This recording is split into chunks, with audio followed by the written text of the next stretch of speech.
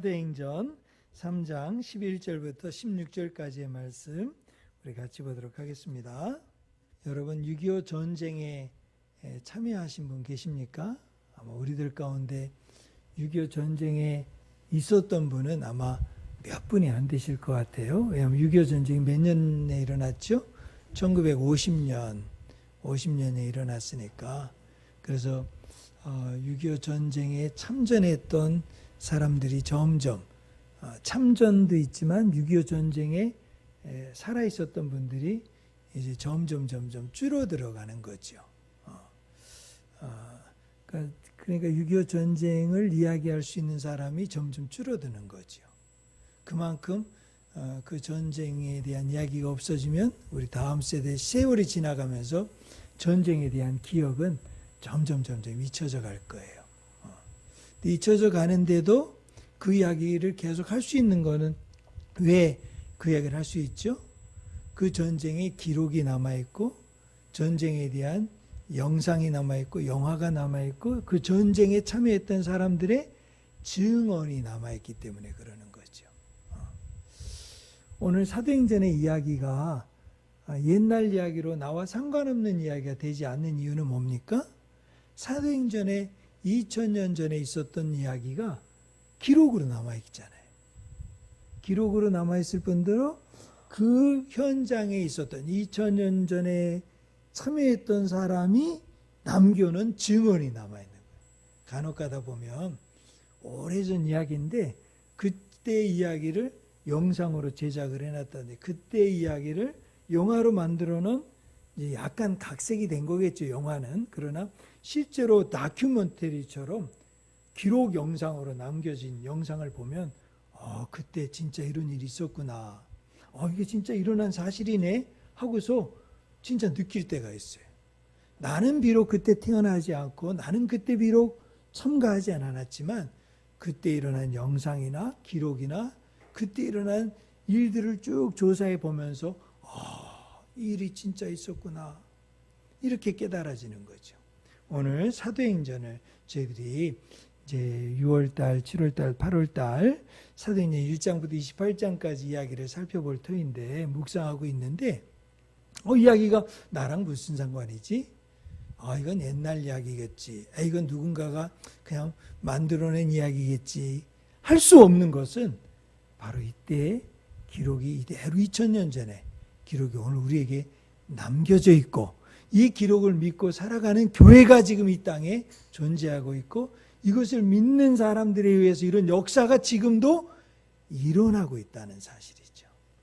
이것 때문에 우리가 오늘 사도행전을 우리가 함께 읽고 말씀을 나눌 수 있는 거지요.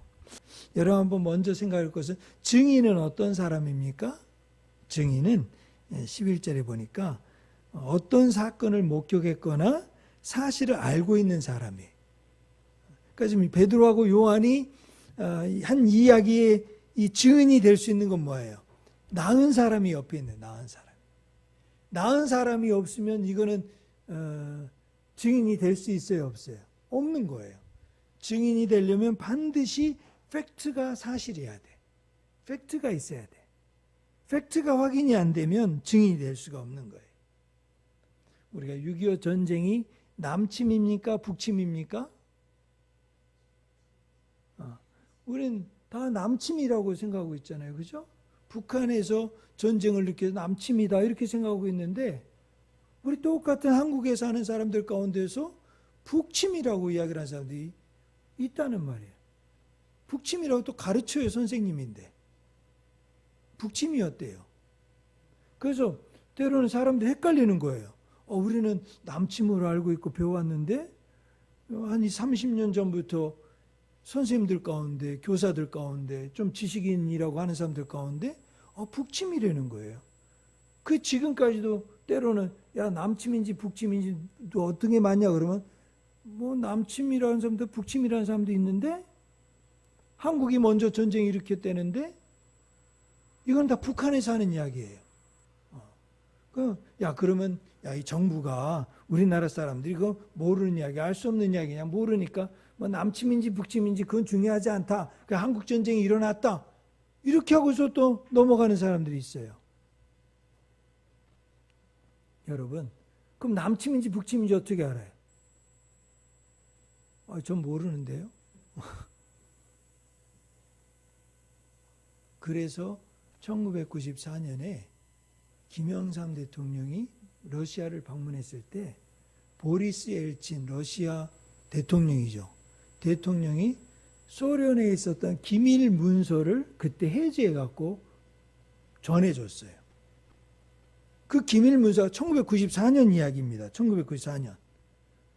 소련에도 우리나라도 기밀 문서가 몇 년 이상은 보관했다가 그 이후에는 해제를 해요. 국정원 문서라든지 정부 문서가. 미국도 마찬가지.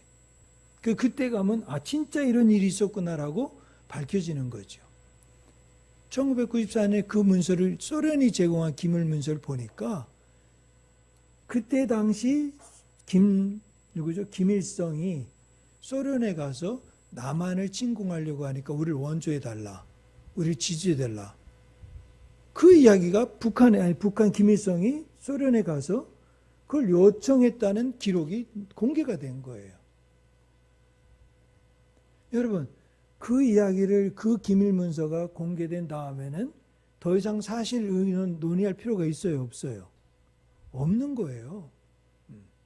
그 문서가 이미 기밀 문서가 나왔는데, 기록된 문서가 나왔는데, 그런데도 그거를 못 믿겠다. 그건 또 가짜다. 그건 믿지 못할 이야기다. 그러면서 또 북침설을 또 이야기하는 사람들이 또 있어요.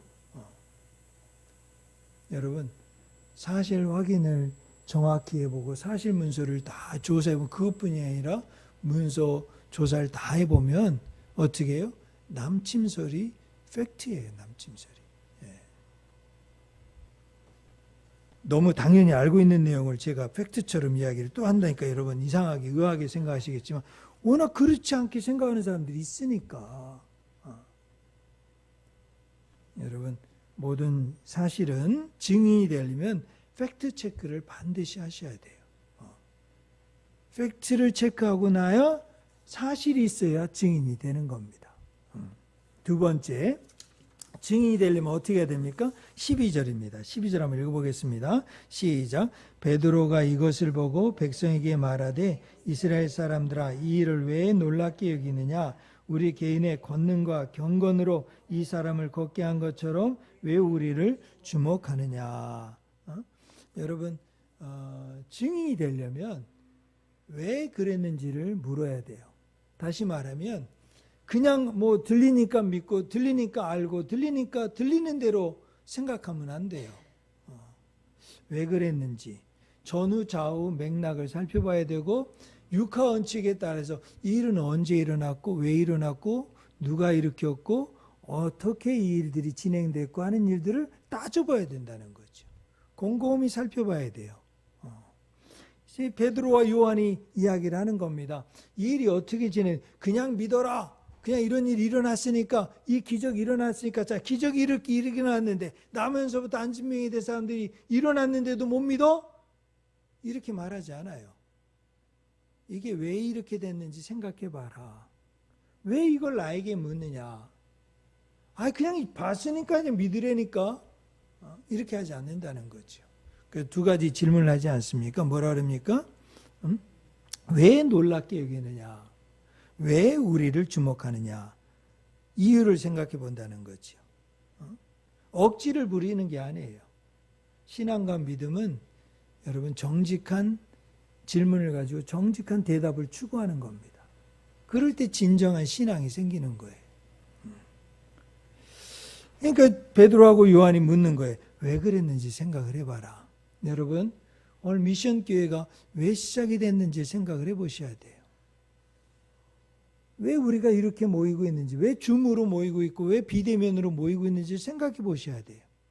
생각을 안 해보면 이제 비대면이 끝나고 줌 예배가 끝나고 코로나가 끝나고 이렇게 되니까 어떻게 해요? 비대면 예배로 드리는 거는 예배가 아니다. 그렇게 주장하는 분들 계세요. 하나님 앞에 나와 성전에 모여서 예배 드리는 게 진짜 예배다. 이렇게 말하는 사람들도 생겨요.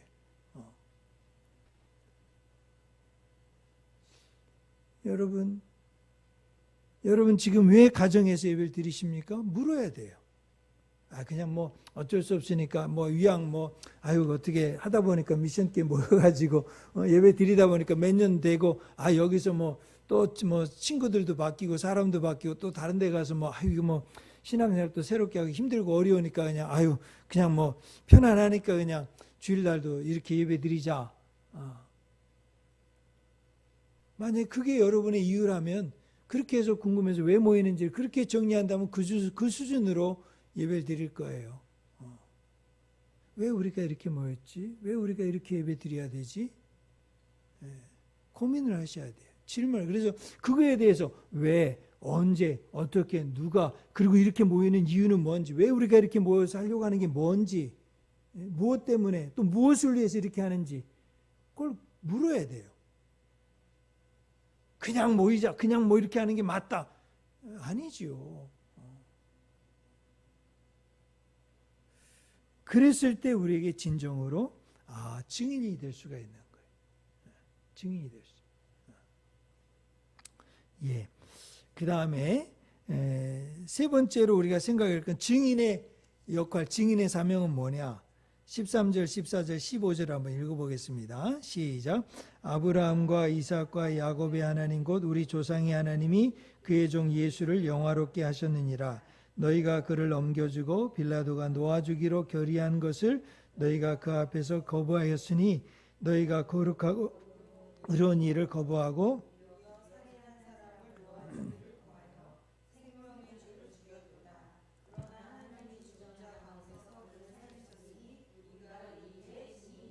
네, 그러니까 증인은 누구예요? 누구의 증인인가가 중요한 거예요. 무엇을 증거하는 사람인가가 중요한 거예요. 증인은. 오늘 사도행전에 보면 우리 초대교회 성도들에게 120명이 모였을 때 뭐라 그랬어요? 너희들은 내 증인이라 그랬어요. 오직 성령이 너에게 임하시면 권능을 받고 예루살렘과 온 유대와 사마리아 땅끝까지 이르러 내 증인이 되리라.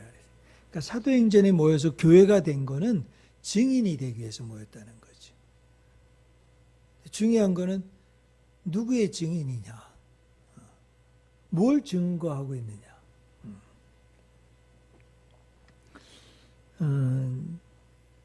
나쁜 사람의 증인도 될 수가 있어요. 어둠의 증거를 갖고 사는 사람들도 있어요. 그래서 여러분 법정에 가면 죄를 지은 사람이 있고 죄를 안 지은 사람이 서로 싸우잖아요. 분명히 죄를 지은 사람도 있고 죄를 안 지은 사람이 있어요. 근데 서로 죄가 없다라고 말하는 거죠. 근데 죄를 없다라고 말할 때 그 죄가 없는 것을 변호하기 위해서 증인들이 나와요. 변호사가 세우는 증인이 있고 검사가 세우는 증인이 있어요. 누군가 분명히 거짓을 행하고 있는데 그 거짓에 증인들이 있다는 거지. 둘 다 맞을 수는 없잖아요.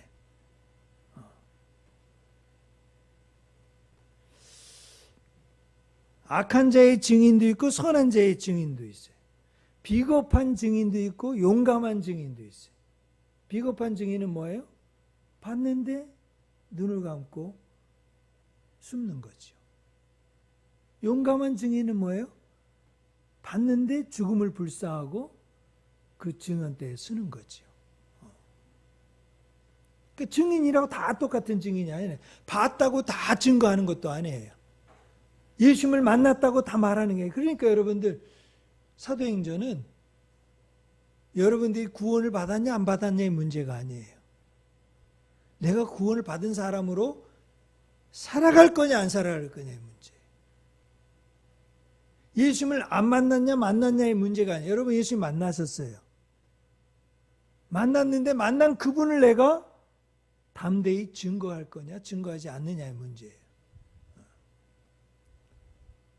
그 만약에 제가 그랬잖아요. 첫 시간에 사도행전은 예수님의 사도행전, 예수님을 만나고 예수님의 영으로 충만히 채워지지 않으면 사도행전의 역사가 내 이야기가 될 수 없다.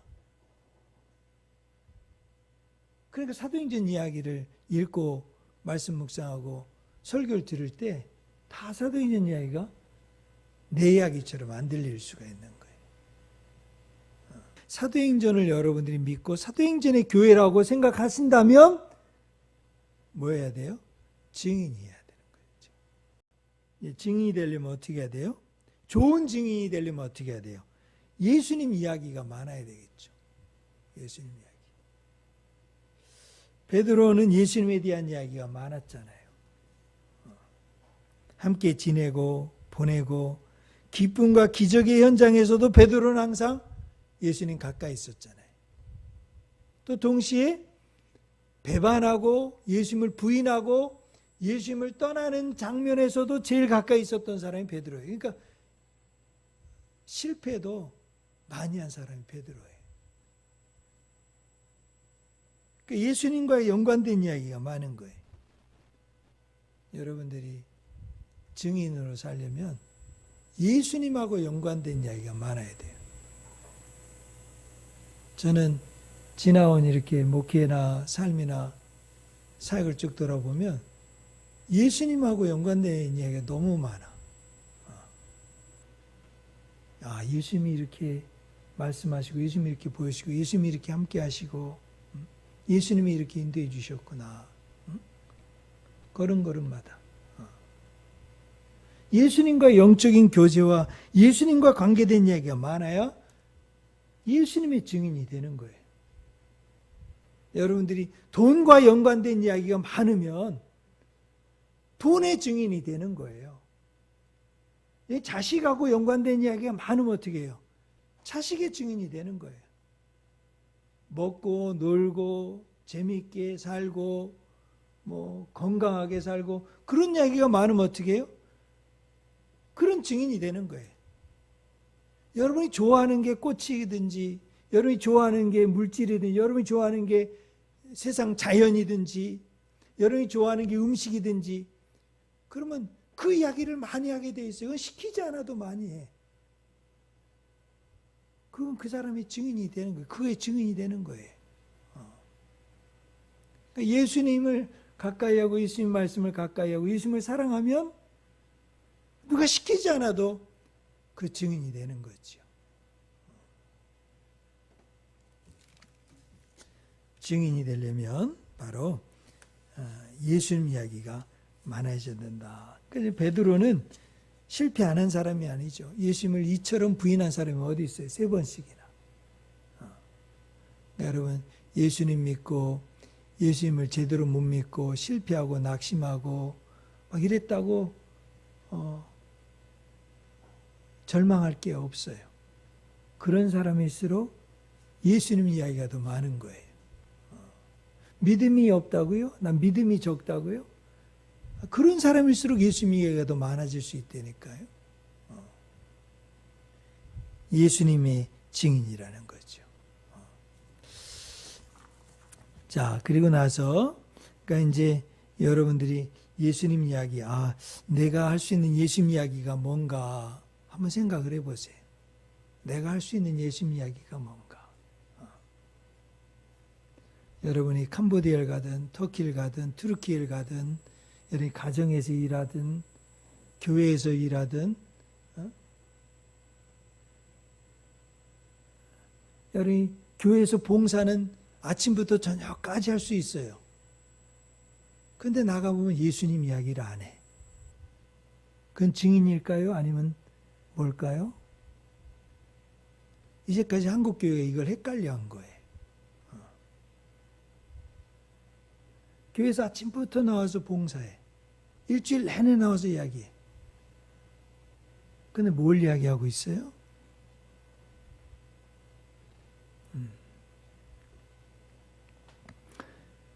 이제 우리의 마음속에 그러면 이제 예수님 증인으로서 살아가는 사람의 이야기는 증거는 뭐냐? 16절 우리 한번 읽어보겠습니다. 16절 함께 읽겠습니다. 시작. 그 이름을 믿음으로 그 이름이 너희가 보고하는 이 사람을 성하게 하였나니 예수로 말미암아 난 믿음이 너희 모든 사람 앞에서 이같이 완전히 낫게 하였느니라.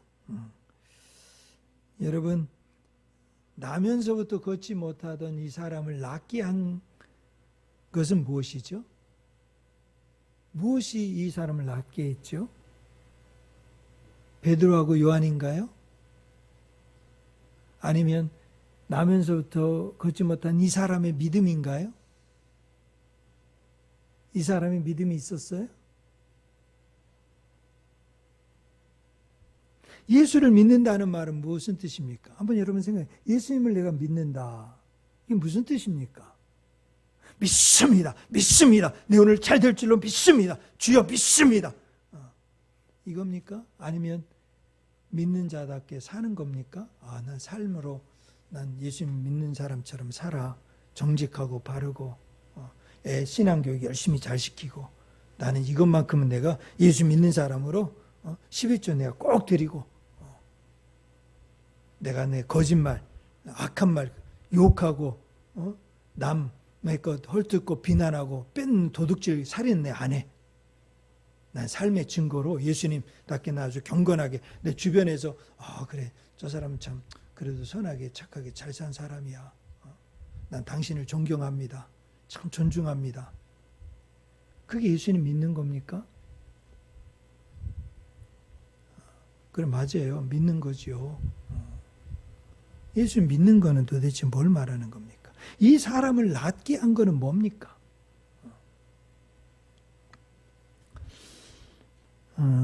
오늘 이 사람을 낫게 한 그 믿음의 말 16절에 보니까 뭐라고 됐냐면 그 이름을 믿음으로 그랬어요. 그 이름이 누구예요? 예수 그리스도의 이름을 믿음으로. 그 이름이 너희가 보고하는 이 사람을 낫게 했다. 참 놀라운 거는 예수 그리스도의 이름이에요. 예수 그리스도의 이름은 단순히 부르기 편한 대명사가 아닙니다. 예수 그리스도의 이름은 그분의 존재 자체를 말해주죠. 우리가 믿는 것은 예수 그리스도의 이름을 부르는 거예요. 믿는 거예요. 예수 그리스도. 예수 이름으로 구원받는다는 거지요. 여러분 안에 믿는 게 있다면 뭘 믿냐면 예수 그리스도 이름을 믿는 거예요. 예수, 하나님이 나의 구원자이시다. 그리스도, 그분이 나의 왕이시다. 그분은 나의 다시 오실 왕이시다. 온 세상 만물, 만유의 주가 되시고 온 세상을 통치하고 다스리시는 왕이시다. 이걸 믿는 거예요. 예수란 이름이 뭡니까? 하나님이 나를 구원하신다는 거 아니에요. 하나님이 나의 구원자가 되신다는 거예요. 그래서 여러분, 저와 여러분들이 믿고 있는 건 뭐냐면 성경에 있는 예수님의 삶 전체를 믿는 게 아니에요. 그 믿은 대로 사는 것도 아니에요. 그 믿는 대로 사는 사람이 교회가 되고 그런 교회가 모여서 큰 일을 하고 큰 부흥의 역사를 맛보고 큰 하나님의 역사를 증거하는 것, 그것 때문에 믿는 게 아니에요. 저 아래 믿는 것 딱 한 가지. 예수 그리스도의 이름을 부르는 거예요. 그거 외에는 다른 게 믿는 게 없어요. 그래서 누구든지 주 예수 이름을 부르면 구원을 받으리라. 내가 선을 행해주고 잘 먹여주고 뭔가 도와주고 뭔가 해줘서 믿는 게 아니에요. 지금 이 낫게 된 평생 동안 낫지 걷지 못하고 뛰지 못한 사람이 딱 한 가지 듣고 받은 건 뭐예요? 예수 그리스도의 이름으로. 예수 그리스도의 이름으로. 설명도 필요 없어요. 아는 것도 필요 없어요. 예수 그리스도의 이름으로. 요즘 우리 신앙이 너무 거창해지고 있는 건 아닌가요? 우리의 믿음이 뭔가 한국교회가, 아니 우리 교회가, 우리 가정이 내 믿음이 점점 약해진 게 뭔가 부족해서 헌신이 부족하고 봉사가 부족하고 믿음이 부족하고 내가 뭔가 드리는 게 부족하고 내 행동의 삶이 뭔가 부족해서 그런다고 자꾸 생각하세요? 오직 예수 그리스도의 이름만 믿으면 모든 것이 다 해결되는 겁니다. 예수 그리스도의 이름을 믿는 것이 가장 큰 증인의 증거예요. 우리의 삶을 보장하는 가장 확실한 보장이 되는 거예요. 그래서 성경은 여지없이 한없이 뭐예요? 다른 이로서는 구원받을 만한 이름을 준 적이 없다. 천하에 구원받을 이름은 오직 예수 그리스도의 이름이다. 그런데 여러분 이렇게 말씀드리면 예수 그리스도의 이름? 그래? 뭐 간단해. 나 예수 그리스도의 이름 믿어. 혹시 그렇게 생각한다면 그 예수 그리스도의 이름은 내 존재에 임하는 거예요. 내 이름으로 대신 부를 수 있는 이름이에요. 그 이름을 진심으로 부르고 따라가면 내 삶이 변화되고 내 주인이 달라지고 내 언행이 달라지고 내 삶이 변화되는 것이고 우리 가정이 새로워지는 거고 우리 주변이 하나님의 거룩한 역사 앞에 새로워지는 거예요. 예수 그리스도의 이름. 아주 단순하지만 그 단순한 한 가지 믿음의 고백이 날마다 내 입속에서 증언되고 선포되고 나눠질 때 내가 달라지는 거예요. 그래서 여러분 힘들고 어렵고 무슨 일을 당하든지 간에 증인의 삶으로 고백할 수 있는 건 예수 그리스도의 이름으로.